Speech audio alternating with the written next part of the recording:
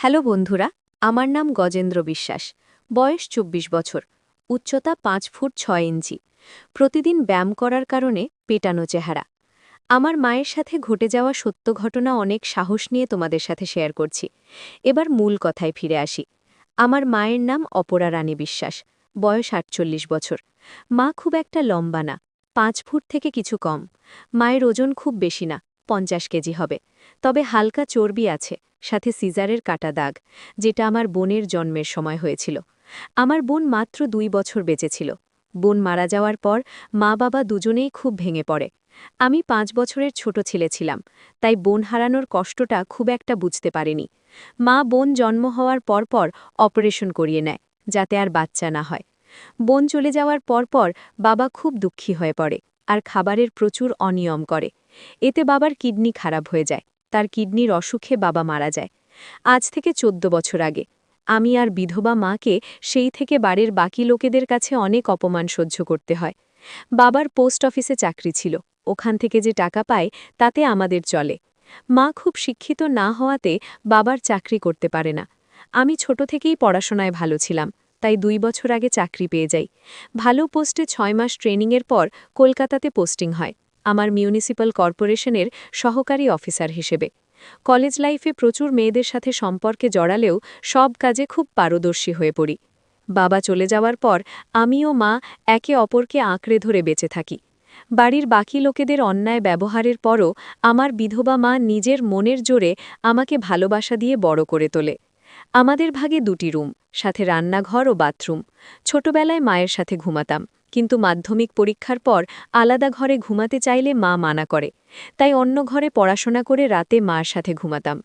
কলেজে পড়ার সময় পড়া ছাড়াও ওসব নিয়ে খুব ভাবতাম। আমার বাড়িতে লুকিয়ে লুকিয়ে ভিডিও দেখতাম আর বাথরুমে হাত দিয়ে। মা আমাকে আদর করত সবসময়, আর আমিও মাকে খুব ভালোবাসতাম ও শ্রদ্ধা করতাম। তবে মাকে কখনো অন্য নজরে দেখিনি। মা বাবা চলে যাওয়ার পরও অন্য কোনো সম্পর্কে জড়াননি। আমাদের মাঝে কোনো তৃতীয় ব্যক্তিকে আনেনি, শুধু আমাকে ভালোবেসে নিজের সব চাহিদা বিসর্জন দিয়ে বেঁচে আছে। তাই মায়ের প্রতি আমি খুবই শ্রদ্ধাশীল। ২২ বছর বয়সে আমি গ্র্যাজুয়েশন পাশ করে আমি কোচিংয়ে ভর্তি হয়েও সরকারি চাকরির পরীক্ষার জন্য প্রস্তুতি নিতে শুরু করি। ধীরে ধীরে বান্ধবীদের সাথেও সব কাজ করতাম, সেটা আস্তে আস্তে বন্ধ হয়ে যায়, তাই হাত দিয়ে কাজ সারতে থাকি। ইতিমধ্যে মার সুগার ধরা পড়ে, তাই মার যত্ন পড়াশোনা নিয়ে খুব ব্যস্ত হয়ে পড়ি। কারণ একটা ভালো চাকরি পেয়ে মুখে হাসি ফোটানো আমার একমাত্র লক্ষ্য হয়ে দাঁড়ায়। আমার চেষ্টা সফল হয়, আমি চাকরি পেয়ে যাই। এতে মার চোখে আনন্দের জল চলে আসে। আমি চাকরি ট্রেনিংয়ের জন্য বাইরে যাই। ট্রেনিং শেষ হলে কলকাতাতে পোস্টিং পাই, তাই কলকাতা যাবার সিদ্ধান্ত নিই। কারণ আমি ভেবেছিলাম আগের চাকরিতে থিতু হয়ে তারপর মাকে নিজের কাছে নিয়ে যাব। মা রাজি না হলেও আমি জোর করে একা কলকাতায় চলে আসি, আর এক বেডরুম, বাথরুম আর কিচেনের একটা ফ্ল্যাট ভাড়া নিয়ে। নতুন চাকরির কাজের চাপে নিজের যত্ন নেওয়ার কথা কি ভুলে যায়। সারাদিন অফিস থেকে বাসায় ফিরে হোটেলের খাওয়া দাওয়া করি, আর অভ্যস্ত তো রেগুলার ভিডিও দেখি, আর হাত দিয়ে কাজ সারা আর সিগারেট টানা বাজে অভ্যাস শুরু করি। এতে হিতে বিপরীত হয়, আর আমার টাইফয়েড হয়ে যায়, খুব অসুস্থ হয়ে পড়ি। তখন মা খুব ভয় পেয়ে যায়, আর মামাকে সাথে করে নিয়ে কলকাতাতে চলে আসে আমার সাথে একবারে থাকার জন্য। টাইফয়েডের ইনফেকশন কমে আসলে মামা চলে যায়। মামা চলে যাওয়ার পরে মা সারাদিন আমার যত্ন করে, আমাকে খাইয়ে দেয়, আমার সব কাজ করে।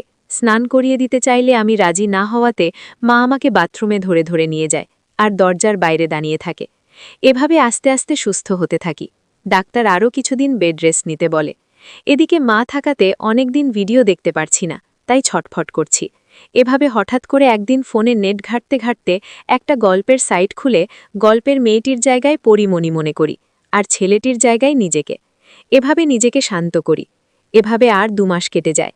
এরপর একদিন রাতে মা খুব চাপের ছিল, তো মা দূরে বাথরুমের ভিতরে ঢুকে লাইট জ্বালিয়ে কোনো মতে পেচ্ছাপ করতে বসে। মা হয়তো ভেবেছিল আমি ঘুমোচ্ছি, তাই দরজা বন্ধ করে। কিন্তু আমি গল্প পড়ছিলাম, তাই মাকে দেখে ফোন নামিয়ে পাশে রেখে দিই, ঘুমানোর অভিনয় করি। হঠাৎ মাকে এভাবে দাঁড়াতে দেখে দরজার দিকে তাকাই, আর আমার মাথা নষ্ট হওয়ার জোগাত। কোনোদিন আমাকে এভাবে দেখিনি। পরক্ষণেই নিজেকে সমেত করি ও ভৎসনা করি।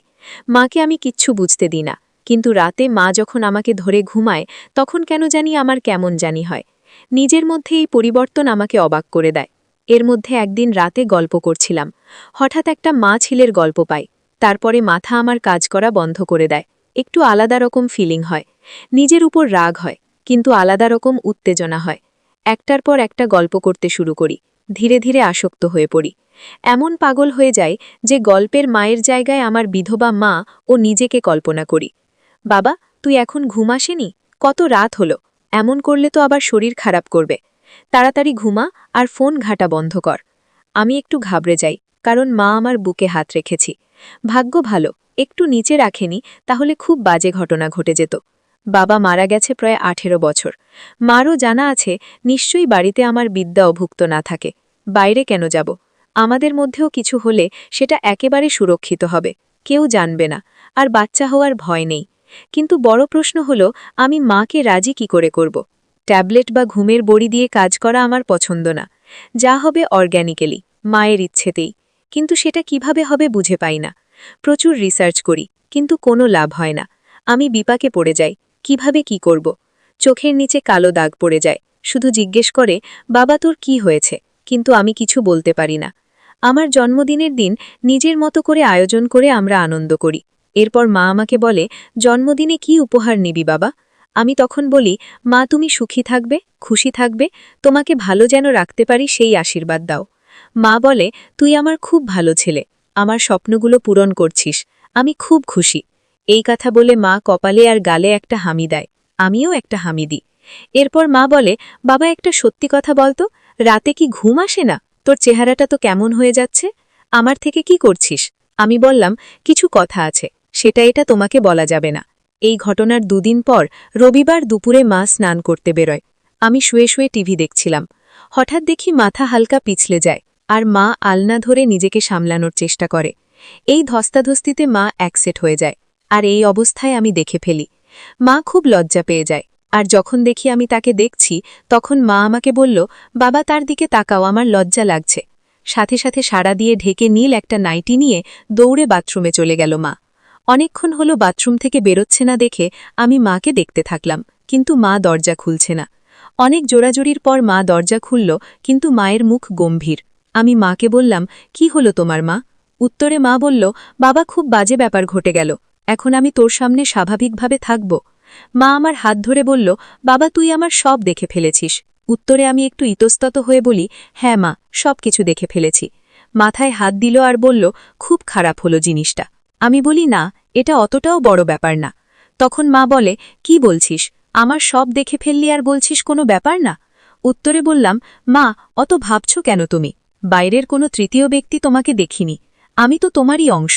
আমি দেখেছি, তুমি নিজের ইচ্ছেতে তো আমাকে সব দেখাওনি, ভুল করে হয়ে গেছে। নিজের ইচ্ছেতে দেখালে আলাদা ব্যাপার ছিল। আর তুমিও তো আমাকে কত এক্সিট অবস্থায় দেখেছ। তাহলে কি আমি লজ্জা করে বসে থাক? ঘরে চলো। এটা শুনে মা বলছে, বাবা সে তো ছোট থাকতে দেখেছিস, এখন তো কত বড় হয়ে গেছিস। আর আরেকটা কথা, নিজের ইচ্ছেতে যদি আমাকে দেখে ফেলতি, তখন কি আমাকে খারাপ ভাবতে? আমি রেগে গিয়ে বললাম, আগে শীতের পোশাক পরো, আমার খিদে পেয়েছে, একসাথে খাবো, তারপর আমি একটু বাইরে যাব। আমি স্নান করে আসি, তুমি পুজো দিয়ে নাও। আমি বাথরুমে গেলাম, আর হাতের কাজ সেরে নিলাম। আমার মাথা ঘুরে গেল। আমি তাড়াতাড়ি সব পরিষ্কার করে স্নান করতে লাগলাম। আমাকে নিয়ে ভাবতে লাগলাম, যেভাবেই হোক মায়ের সাথে কাজটা করতে হবে। আমি হালকা হালকা ইশারা দেবে আমাকে। এভাবে স্নান করে বেরিয়ে দেখি মা খাবার রেডি করে ডাইনিংয়ে বসে আছে। আমি চুল আছড়ে বডি স্পায়ে লাগিয়ে খেতে বসলাম, আর চোখে মাকে দেখছি। মা নিচু হয়ে খাচ্ছে দেখে আমি বললাম, মা কি হয়েছে তোমার? যা হয়েছে সেটা ভুলে যাও তো। মা বলছে, বাবা আমি বলতে পারছি না, খুব লজ্জা লাগছে। এই কথা শুনে আমি নিজের রাগ সামলে নিয়ে বলি, মা আমি কি করে তোমার লজ্জা কাটবে তুমি বলো তো? মা বলে, আমি কিচ্ছু জানি না রে বাবা। এবার আমি বলি, ঠিক আছে, তোমার এই গুমরা মুখ আমার দেখতে ভালো লাগে না, তুমি ছাড়া আমার আর কেউ নেই, আমি তোমার সামনে একসেট হয়ে যাব, তুমি দেখে নিও, তাহলে তোমার লজ্জা যদি কাটে। আর মা, তুমি পোশাক পরেও যতটা সুন্দরী, পোশাক ছাড়াও তত সুন্দরী। এটা শুনে মা একটু থমকে গেল। তখন আমি মাকে বলি, আমি 8 দিকে বাড়ি ফিরে আসি, তারপর সব কথা হবে।